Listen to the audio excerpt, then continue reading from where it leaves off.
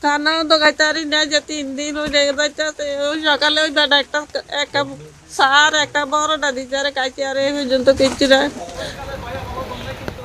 স্মরণকালের ভয়াবহ বন্যায় নাকাল কুমিল্লার মানুষ। টানা বৃষ্টি ও ভারত থেকে আসা পানিতে বাড়ছে গোমতীর পানি। বৃহস্পতিবার সকাল 7টায় বিপদসীমার 70 সেন্টিমিটার ওপর দিয়ে পানি বয়ে যাওয়ার রেকর্ড করা হয়েছে।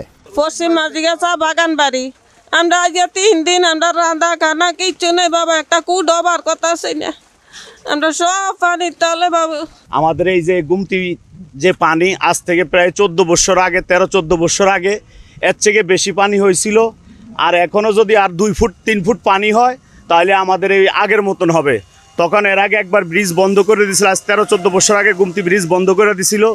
তখন ওইটা আমাদেরকে বড় একটা ট্রলার দিছিল, ট্রলার দিয়ে আমরা ব্রিজের এই পার থেকে ওই পারে যাইতাম, শহরে যাইতাম, শহর থেকে আবার ট্রলার দিয়ে আসতাম। এখন যে অবস্থা পানিতে বাড়তেছে, এতে মনে হয় আবার ওই 13-14 বছর আগেরকার মতন হবে। কুমিল্লার দক্ষিণাঞ্চল উপজেলার নাঙ্গলকোট, মনোহরগঞ্জ ও 14 গ্রামের অধিকাংশ গ্রাম প্লাবিত হয়ে গেছে।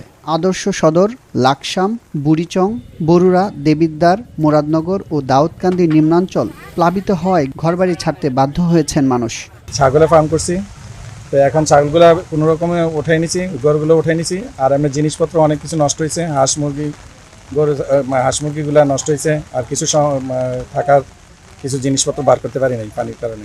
আমার ঘরে ডব সুকেস ফ্রিজ সব পানি তলে, খাট মনে করেন ল্যাপটপ যা আছে সবগুলো পানি। মাঝে মাঝে সম্পূর্ণ ভাই বাইসে গেছে পানিতে, এখন আমার থাকার কোনো ব্যবস্থা নাই, বড় অসুবিধা আছে আমি ভাই। আমার অনেক টাকার মাল সামানা গেছে ভাই, আমি গরিব মানুষ, আমার 3টে মেয়ে, আমার কোনো ছেলে নাই। আবহাওয়া অধিদপ্তর বলছে কুমিল্লায় গত 4 দিনে 494 মিলিমিটার বৃষ্টি হয়েছে। যে অনুপাতে বৃষ্টি হয়েছে তাতে এ ধরনের বন্যা হওয়ার কথা নয়। তবে বাংলাদেশ লাগোয়া ভারতের ত্রিপুরা সহ আরও বেশ কয়েকটি রাজ্যে বন্যা হচ্ছে।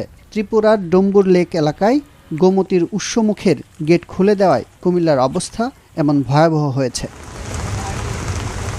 এ জেলায় বৃষ্টি ও বন্যার প্রভাবে 2 দিনে 4 জনের মৃত্যু হয়েছে। এর মধ্যে সোমবার মারা যায় 1 জন, আর বুধবার মারা যায় 3 জন।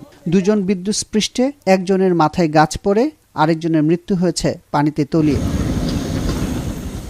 পানি উন্নয়ন বোর্ড জানিয়েছে নদীর পানি প্রতিনিয়ত বাড়ছে, আশাব্যঞ্জক কোনো খবর নেই। গোমতীর বেশ কয়েকটি বাঁধে ফাটল ধরেছিল, বুধবার রাত থেকে সেগুলো টিকিয়ে রাখার চেষ্টা করা হচ্ছে। তবে পানি বাড়লে কারো কিছু করার থাকবে না বলে শঙ্কা জানিয়েছে পানি উন্নয়ন বোর্ড।